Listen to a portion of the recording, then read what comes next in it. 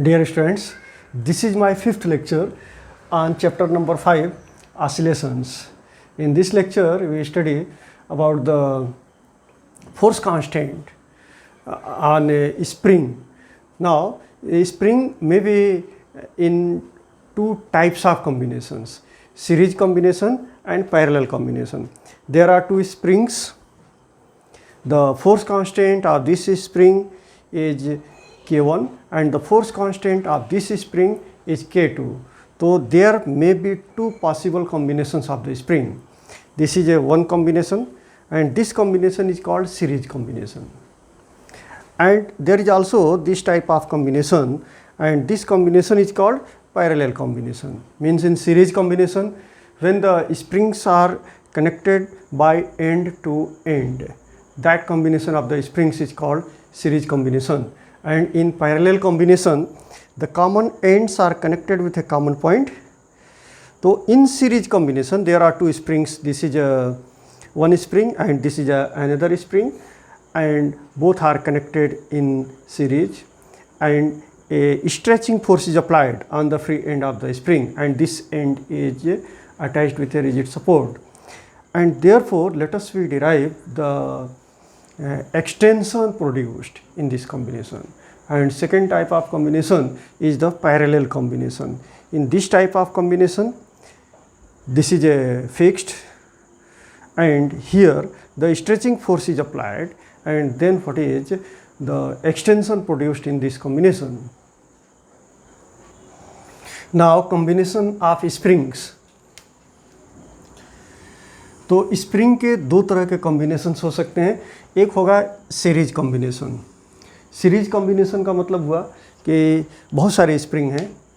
दो स्प्रिंग्स अगर हैं तो दोनों स्प्रिंग्स को हम एंड बाय एंड कनेक्ट करेंगे, और तीन स्प्रिंग्स हैं तो एंड बाय एंड कनेक्ट करेंगे. जितने स्प्रिंग्स होंगे उनको एंड बाय एंड कनेक्ट करेंगे, और इस तरह के कॉम्बिनेशन को सीरीज कॉम्बिनेशन कहेंगे. यहाँ पे हमने दो स्प्रिंग को लेके दिखाया है. एक स्प्रिंग है जिसका स्प्रिंग कांस्टेंट K1 है, और दूसरा स्प्रिंग है जिसका स्प्रिंग कांस्टेंट K2 है. तो यह जो कॉम्बिनेशन है यह सीरीज कॉम्बिनेशन में है. और अगर वर्टिकल डायरेक्शन में इसको हम रखते हैं तो एक स्प्रिंग का पहला एंड यहाँ अटैच कर दिया और दूसरे एंड से दूसरे स्प्रिंग को अटैच किया और फ्री एंड पे मास को अटैच किया. This will be the mass m, therefore weight will be mg, and this weight will act vertically downward, and this is called stretching force. तो दो तरह के कॉम्बिनेशन की स्टडी करेंगे, और दूसरा कॉम्बिनेशन जो होगा वो पैरेलल कॉम्बिनेशन होगा. तो पैरेलल कॉम्बिनेशन में सीरीज कॉम्बिनेशन को डिराइव करने के बाद से हम पैरेलल कॉम्बिनेशन की स्टडी करेंगे. तो सबसे पहले series combination. Now here for simplicity, simple derivation, we are first of all taking here two springs of force constant K1 and of force constant K2, and a mass m is attached on the free end of the spring, and one end is fixed. So this is a vertical direction. The mass m is applied, and therefore weight will be mg, and this is called stretching force. तो इसमें हम क्या find करेंगे कि जो series combination में extension produced होगा वो एक्सटेंशन कितना होगा.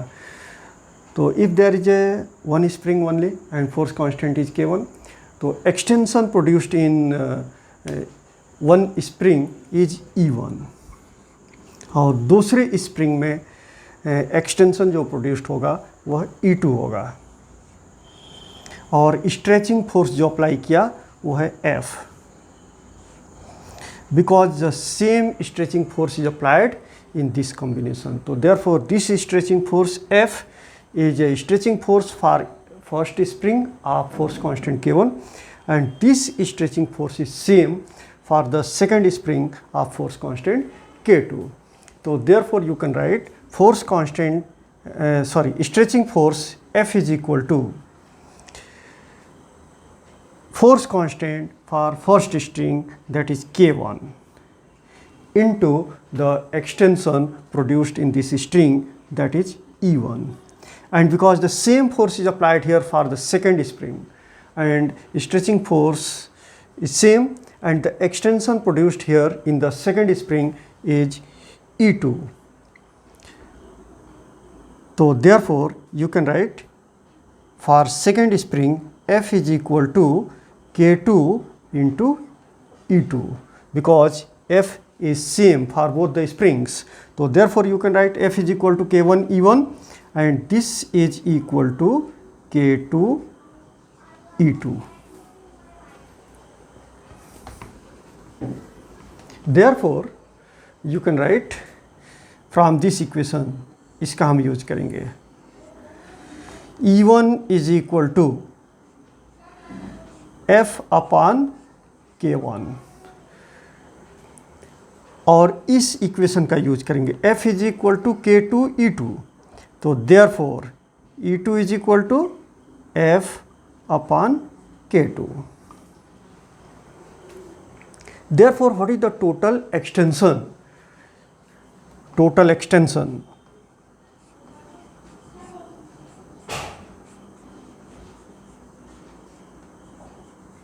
ये जो एक्सटेंशन है वो फर्स्ट स्प्रिंग में है, और ये जो एक्सटेंशन है वो सेकंड स्प्रिंग में है.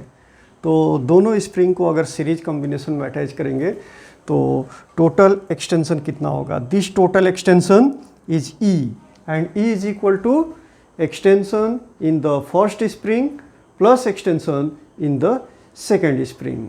तो this will be E1 plus E2. Now therefore substituting the value of E1 and E2, E1 और E2 की वैल्यू यहाँ पे सब्सटीट्यूट करेंगे इस इक्वेशन में.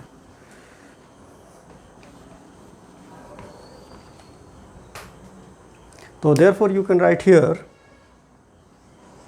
E is equal to E1 plus E2, and E1 is equal to F upon K1 plus E2 is equal to F upon K2. Now here F is a common, so therefore you can write F, that is a stretching force, into 1 upon K1 plus 1 upon K2. तो resultant जो extension मिला E is equal to F into 1 upon K1 plus 1 upon K2. Now in this series combination, Ks is the effective spring constant. मान लो कि यहाँ पे हमने एक ऐसा स्प्रिंग लिया, सिंगल स्प्रिंग, जिसका स्प्रिंग कांस्टेंट कितना है? Ks है. Ks is the effective spring constant in this series combination.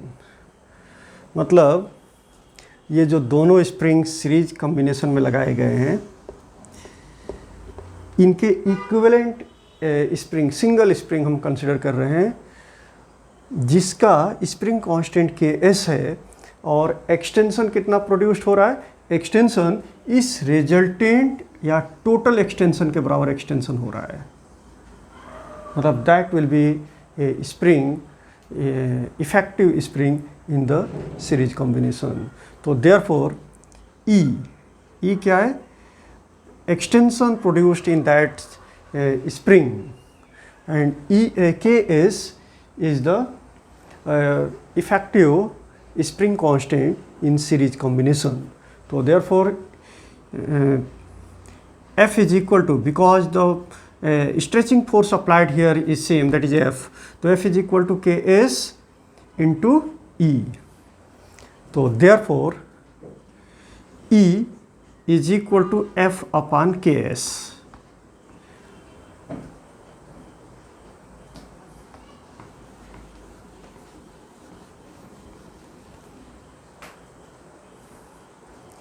Therefore this is equal to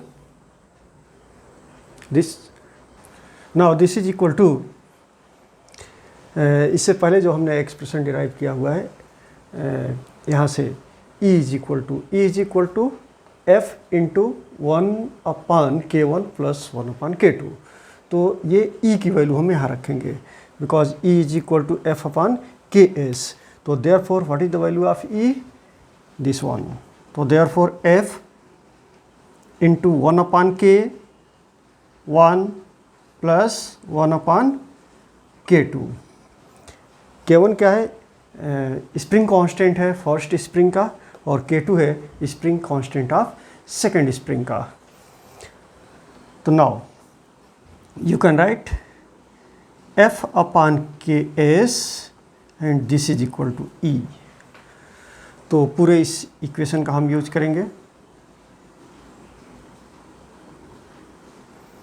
तो therefore F left hand side में भी है और F राइट हैंड साइड में भी है, तो F से F कैंसिल हो जाएगा and therefore 1/KS is equal to 1/K1 plus 1/K2। Now in case there are two springs of spring constant K1 and second of spring constant K2, then effective spring constant in the series combination Ks may be represented by 1/Ks is equal to 1/K1 plus 1/K2. Now if there are n number of springs and those are connected in series combination, then what is the effective spring constant? So therefore that may be given by this expression. Ks is the effective spring constant of n number of springs of spring constants K1, K2, K3 up to Kn which are connected in series. So therefore 1/Ks is equal to 1/K1 plus 1/K2 plus 1/K3 plus up to the number of springs. If there are n, therefore this will be 1/Kn. So therefore mathematically you can write sigma and 1/K. तो यहाँ suffix हम use करेंगे Ki। तो I varies from 1 to जितने springs हैं, अगर 2 springs हैं तो I की वैल्यू होगी फ्रॉम 1 to 2। 3 स्प्रिंग्स हैं तो I की वैल्यू होगी फ्रॉम 1 to 3। अगर n स्प्रिंग्स हैं तो I की वैल्यू होगी फ्रॉम 1 to n। तो therefore this is I and this is a varies as per the number of springs. Now suppose that there are 2 springs of spring constant K1 and K2, therefore effective spring constant Ks is equal to, अगर 2 springs हैं तो 1/Ks लेंगे and this will be equal to 1/K1 plus 1/K2। तो LCM क्या होगा? K1 into K2। तो therefore K1 plus K2 upon K1 into K2, this will be equal to 1/Ks। तो Ks कितना होगा? Ks will be equal to K1 into K2 upon K1 plus K2, means product of the spring constants upon sum of the spring constants. So therefore you can write this is equal to product upon sum. Now if there are n number of identical springs, लेकिन एक चीज़ और याद रखना है कि identical springs तो हैं लेकिन सारे स्प्रिंग्स मासलेस हैं, मास नहीं है। Springs are massless springs. तो now there are n number of springs, तो therefore effective spring constant in the series combination will be equal to K/n। कितने स्प्रिंग्स हैं? n नंबर ऑफ स्प्रिंग्स हैं। Now in parallel combination, अब इसके बाद हम study करेंगे स्प्रिंग को हम पैरेलल कॉम्बिनेशन में अटैच किए हुए हैं। तो 2 स्प्रिंग्स हैं, एक का स्प्रिंग कांस्टेंट K1 है और दूसरे का स्प्रिंग कांस्टेंट K2 है। दोनों को पैरेलल कॉम्बिनेशन में जोड़े हुए हैं। तो there are 2 springs, their common end are connected with a common point and the free ends, on the free ends the stretching force is applied in the form of the load। तो one and को हमने fix कर दिया, attach कर दिया एक support के साथ फिक्स्ड पॉइंट से, और जो फ्री एंड्स हैं दोनों स्प्रिंग के, वहाँ पे लोड अप्लाई किया। m मास है तो लोड कितना होगा, mg, and that will be the force and that is called stretching force. तो therefore restoring force will be acting just equal to the stretching force. Now this is also in the parallel combination. The spring constants for first spring is K1 and spring constant for the second spring is K2. So now the stretching force in this case is F, and that stretching force is equal to restoring force. And in this situation, the first spring having the spring constant K1, the stretching force applied here is common for both the springs F. The stretching force for second spring is also applied here is common, that is F. So therefore you can write F will be equal to K into E. K क्या है, spring constant है। तो first जो spring है उस पर stretching force कितना होगा, F1 होगा। Stretching force is equal to restoring force. तो इंडिविजुअल रेस्टोरिंग फोर्स कितना होगा, स्ट्रेचिंग फोर्स तो F लगाया लेकिन उतना ही रेस्टोरिंग फोर्स होगा। और फर्स्ट स्प्रिंग पर जो रेस्टोरिंग फोर्स होगा वो F1 होगा, and F1 is equal to K1 into E। ये इसलिए लिखा कि एक्सटेंशन दोनों ही स्प्रिंग में सेम होगा, चाहे इसका स्प्रिंग कांस्टेंट कुछ भी है। इसका स्प्रिंग कांस्टेंट K1 है लेकिन एक्सटेंशन E होगा, इसका स्प्रिंग कांस्टेंट K2 है लेकिन इसमें भी एक्सटेंशन E होगा। तो therefore K1E।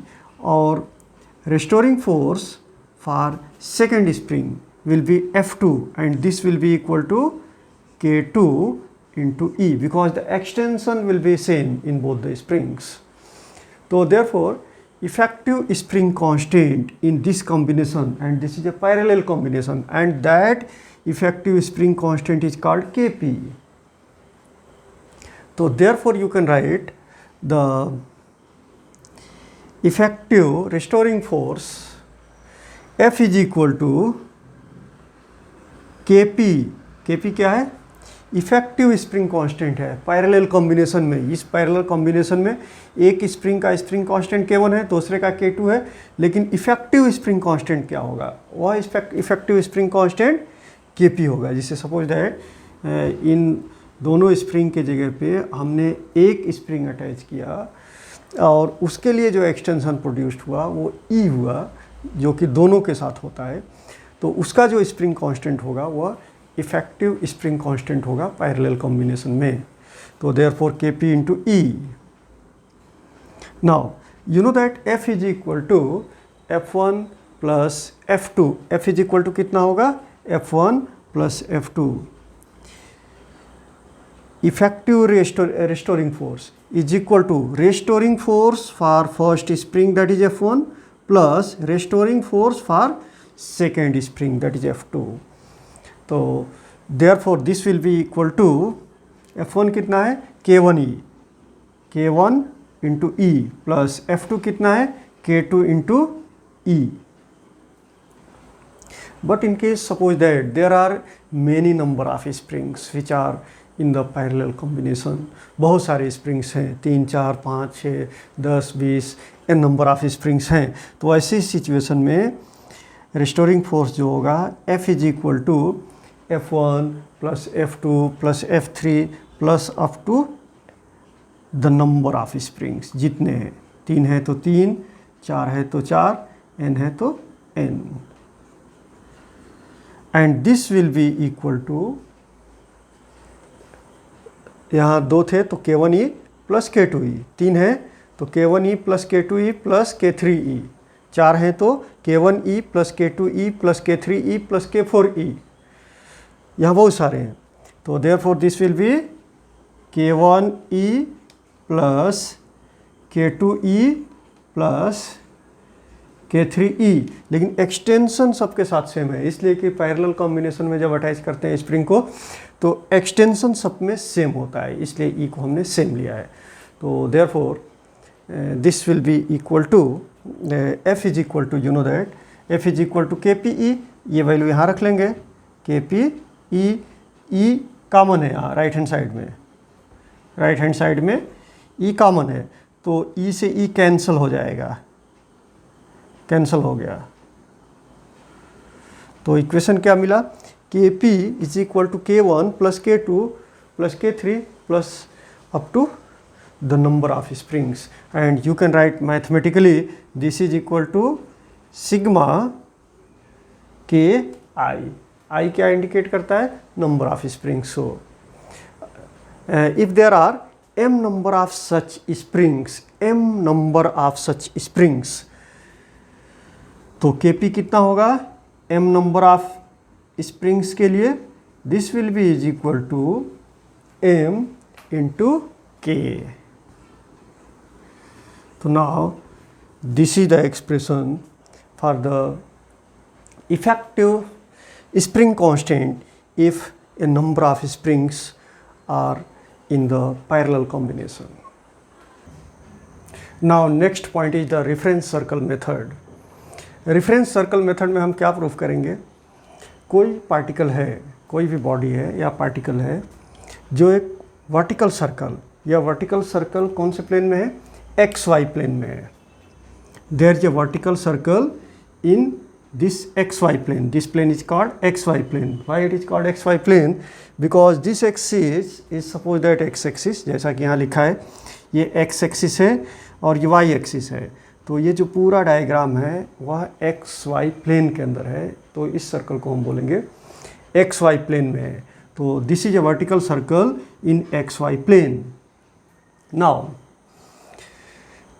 here by reference circle method, let us we prove here the projection of UCM is linear SHM on any diameter. Projection of UCM is linear SHM on any diameter. UCM किसको बोलते हैं, means uniform circular motion. The motion of a particle along a circumference of a circle with constant linear speed or angular velocity is called UCM. तो listen again. UCM किसको बोलेंगे, the motion of a particle along a circumference of a circle with constant linear speed or angular velocity is called UCM. और एक term और use किया मैंने, linear SHM. SHM किसको बोलेंगे, the motion to and fro motion, to and fro motion, in which the force acting on a body is directed towards the mean position and the force is directly proportional to the displacement from the mean position is called linear SHM.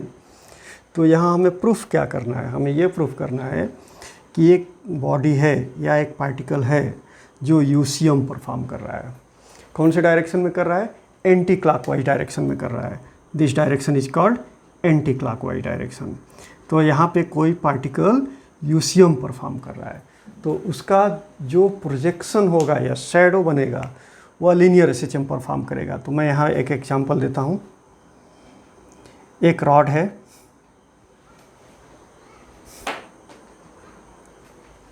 एक rod है, ऐसे move कर रहा है, तो इसका जो tip है, टिप ये UCM परफॉर्म कर रहा है। UCM क्यों कर रहा है, इसलिए कि इस टिप, यह जो टिप है वह इस सर्कल के सरकमफ्रेंस से होते हुए घूम रहा है, सर्कल के सरकमफ्रेंस से होते हुए घूम रहा है, और इसकी जो लीनियर स्पीड है या एंगुलर वेलोसिटी है, अगर वह कांस्टेंट है तो इस टिप का जो मोशन होगा वह UCM होगा। तो suppose that a rod, and this rod is moving in anti-clockwise direction, and here it is illuminated by the source parallel to x-axis. ये जो सोर्स ऑफ लाइट है एक्स एक्सिस के parallel linear source of light है। This is a rod.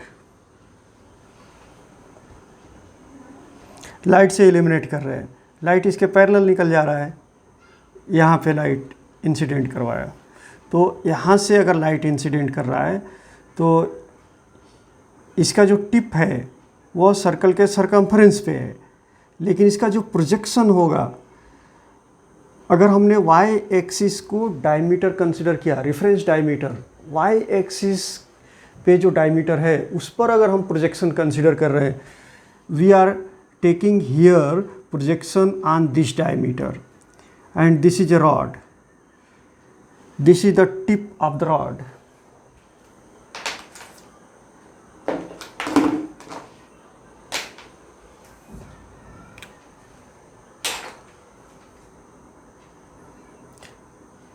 This is a tip of the rod.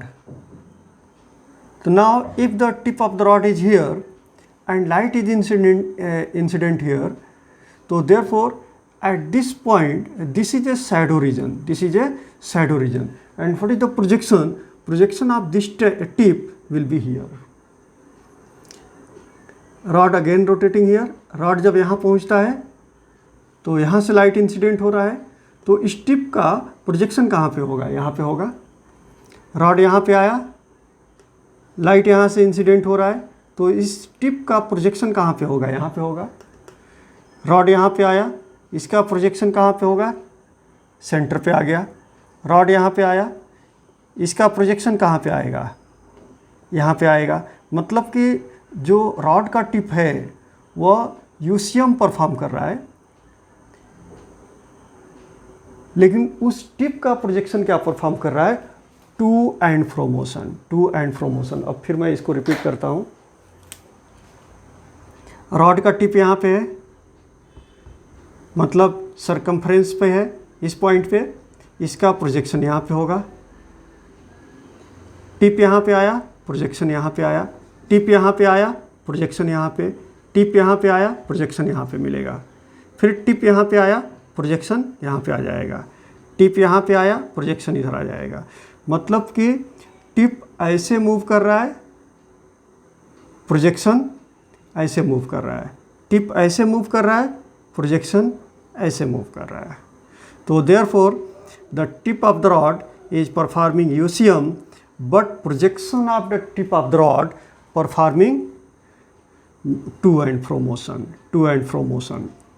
तो therefore here we find few quantities, कुछ quantities हम find करेंगे. वो कौन कौन से क्वांटिटी होंगे जो ज़रूरी होंगे ये प्रूफ करने के लिए कि यह मोशन लीनियर एसएचएम होगा. वो क्वांटिटी क्या होगा, we should take the projections of displacement, displacement का प्रोजेक्शन फाइंड करेंगे.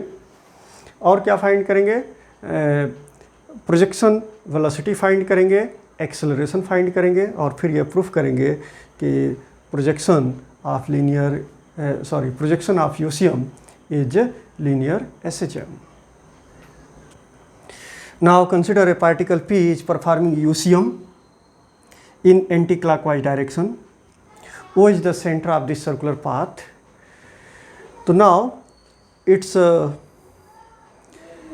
angular position decided with the reference of OX. OX जो लाइन है इससे हम एंगुलर पोजीशन को डिसाइड करेंगे. तो now if the particle is just at E, then what is the angular position, means angular displacement कितना होगा, एंगुलर डिस्प्लेसमेंट होगा 0. अगर पार्टिकल E पे है, हम एंगुलर पोजीशन किससे डिसाइड करेंगे, रेफरेंस से, कोई ना कोई रेफरेंस चाहिए, और यहाँ पे हमने रेफरेंस लिया है वो X को. तो E पॉइंट पर अगर पार्टिकल है तो OX से OE लाइन कितनी एंगल बना रही है, 0 एंगल. मतलब पोजीशन जो होगा वह एंगुलर पोजीशन 0 होगा, मतलब एंगुलर डिस्प्लेसमेंट 0 होगा. और यही पार्टिकल अगर P0 पे आता है तो एंगुलर पोजीशन 5 होगा, मतलब एंगुलर डिस्प्लेसमेंट 5 होगा. और यही पार्टिकल E से अगर F पे आता है तो F पे आने के बाद से एंगुलर डिस्प्लेसमेंट, मतलब एंगुलर पोजीशन कितना हो जाएगा, F के लिए एंगुलर पोजीशन होगा 90 डिग्री. और इसको अगर रेडियन में कन्वर्ट करते हैं तो ये हो जाएगा π/2 रेडियन, π/2 रेडियन. G पोजीशन पे आने के बाद पार्टिकल G पोजीशन पे आता है, कहाँ से, E से. जी पोजीशन पे आता है, तो एग्जैक्टली इसके अपोजिट आता है। कितना एंगुलर डिस्प्लेसमेंट होता है 180 डिग्री, तो यहाँ हो जाएगा 180 डिग्री। रेडियन में कितना होगा pi radian. Now if this particle again reaches here at E पे आने के बाद अभी एंगुलर डिस्प्लेसमेंट जीरो नहीं होगा, कितना होगा 360 डिग्री। 360 डिग्री ई पोजीशन पे फिर से अगर आता है तो 360 डिग्री, मतलब कि रेडियन में कितना होगा 2 pi radian. Now at time t is equal to 0,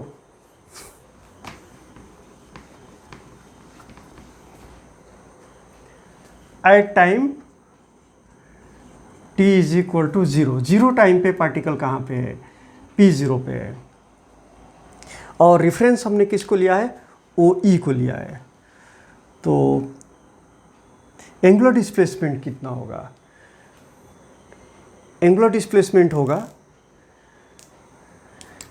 phi, this will be angular displacement here if the particle is at p0। तो therefore रिफरेंस एंगल भी हम इसको बोलेंगे, पार्टिकल p0 पे है तो रिफरेंस एंगल कितना होगा phi होगा।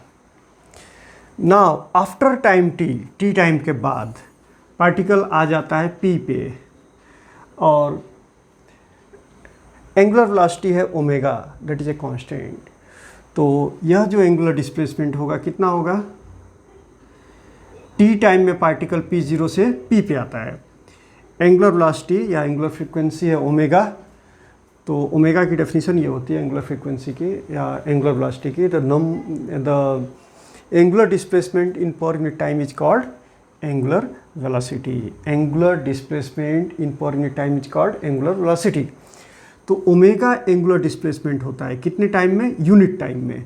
तो t टाइम में पार्टिकल p0 से p पे आता है, तो t टाइम में एंगुलर डिस्प्लेसमेंट कितना होगा ओमेगा t, तो ये जो एंगल होगा ओमेगा t होगा। तो therefore at point p means after time t the angular position will be omega t plus phi, this is called angular displacement theta at time t, and position vector at this instant of time will be r. Position vector, that is a vector drawn from the origin to the position of the particle is called angular position vector. तो यह origin है, यहाँ से position of particle पे हम vector draw करेंगे और इस वेक्टर को पोजीशन वेक्टर कहेंगे। तो now this total angle is the angular position in time t because our reference line is OE। तो therefore theta is equal to omega t plus phi। Let us choose, हम यहाँ select करेंगे एक diameter और वह diameter है FH, this diameter। तो if the particle is here, then what is the projection of this particle? Projection of this particle will be at M। तो M is the projection at time t of the particle, and therefore the shadow here will be from O to M। Now at time t the particle is here at p and therefore projection is at M। So therefore we get the projection or position vector of the projection, position vector of the projection क्या होगा OM होगा, OM। तो therefore you can write OM is equal to OP sin theta, OP sin theta, and OP is equal to R, that is the radius of the circle। So therefore this will be equal to R and theta is equal to omega t plus phi। So therefore R sin omega t plus phi, OM is equal to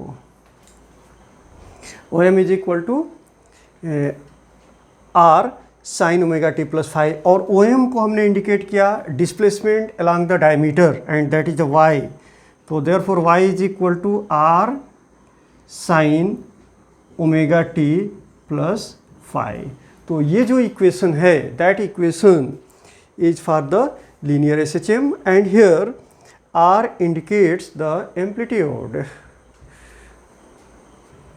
Now this is the equation of linear SHM of amplitude R, जिसे अगर ये particle linear SHM perform कर रहा है इस diameter पे, तो यहाँ पे एम्पलीट्यूड O से F तक जाएगा, मतलब ये वेरी करेगा इसको यहाँ से, not very, but this is a amplitude, this is amplitude। ये यहाँ से अगर यहाँ आता है तो ये मिलेगा। तो R in this equation R is the amplitude of linear SHM, और ओमेगा क्या है, एंगुलर वेलोसिटी है। इसको हम इस केस में एंगुलर फ्रीक्वेंसी भी कह सकते हैं। एंगुलर फ्रीक्वेंसी क्यों कहेंगे, it decides the periodicity of SHM, तो therefore it may be indicated angular frequency. And angle theta is equal to omega t plus phi of circular motion can be use to be the phase of corresponding SHM।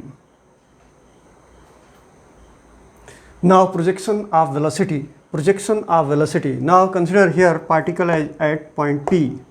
Particle कहाँ पे है, P point पे है, और reference हमने क्या लिया है, OX लिया है। तो P पॉइंट पे है तो एंगुलर डिस्प्लेसमेंट कितना होगा या एंगुलर पोजीशन कितना होगा, that will be theta, and theta is equal to omega t plus phi. इससे पहले हमने फाइंड आउट भी किया था। Now at this point P what is the instantaneous velocity? Instantaneous velocity will be perpendicular on the radius vector, या इस circle पे जहाँ पे ये पोजीशन वेक्टर आता है, टिप आता है, तो वहाँ पे टेंजेंशियली होगा। क्या टेंजेंशियली होगा, इंस्टेंटेनियस वेलोसिटी। तो therefore this is the instantaneous velocity here, if the particle is here then this is the instantaneous velocity, if the particle is here then this will be the instantaneous velocity, and if the particle is here then this is the instantaneous velocity.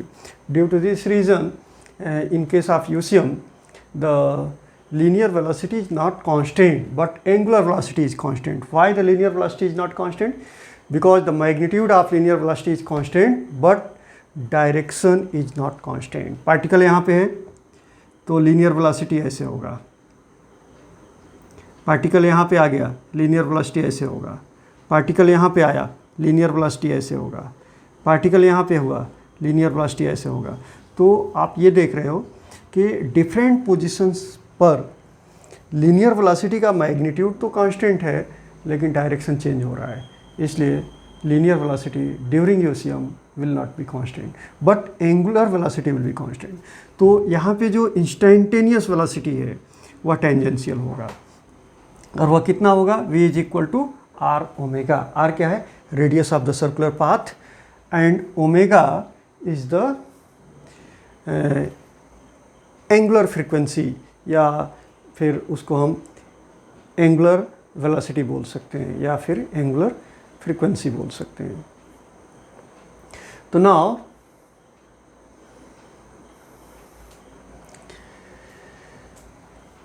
To find, हम find क्या करने जा रहे हैं, projection velocity find कर रहे हैं।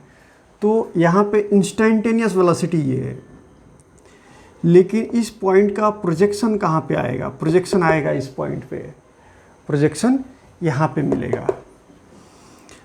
तो therefore this will be the projection, and therefore this y axis indicates the projection velocity, this is the projection velocity.